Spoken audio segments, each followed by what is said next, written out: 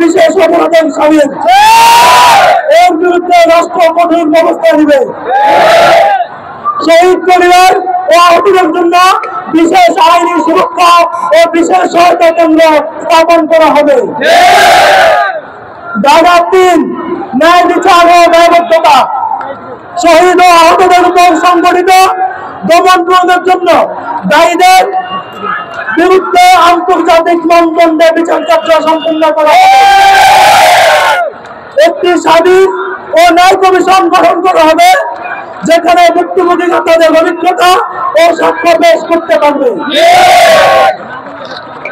এটা হচ্ছে রাষ্ট্রের প্রতি আমাদের অনুরোধ। জুলাই সনদে এই 3টা ধারা অবশ্যই অন্তর্ভুক্ত করতে হবে।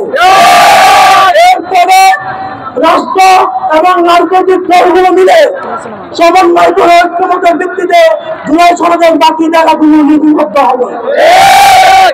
কিন্তু সনদ দেওয়ার পূর্বে জুলাই ঘোষণাপত্র জারি করতে হবে। জুলাই ঘোষণাপত্র এবং জুলাই সনদ রাষ্ট্রের স্থায়ী বিধানে যুক্ত করতে হবে।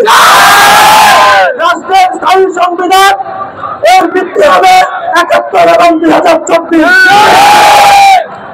প্রিয় দেশবাসী, আপনারা জানেন ২০২৪ সালে আমাদের উপর কি ধরনের গণহত্যা পরিচালিত হয়েছে।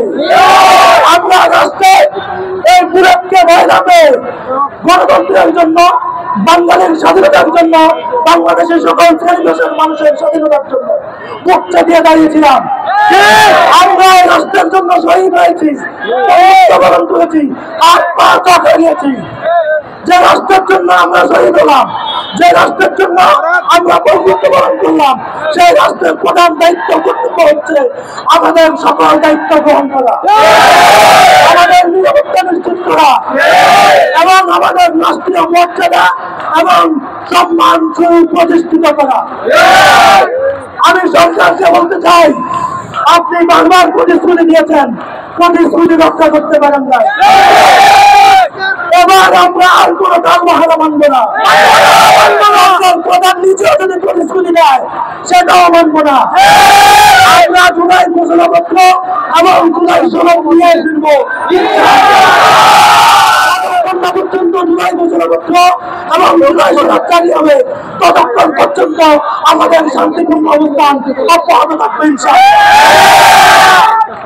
আমি সাংবাদিক ভাইদেরকে অনুরোধ করবো, কোন বিভ্রান্তিমূলক নিউজ প্রচার করবেন না। আইন শৃঙ্খলা বাহিনীর প্রতি অনুরোধ করবো, নিরাপত্তা নিশ্চিত করবেন।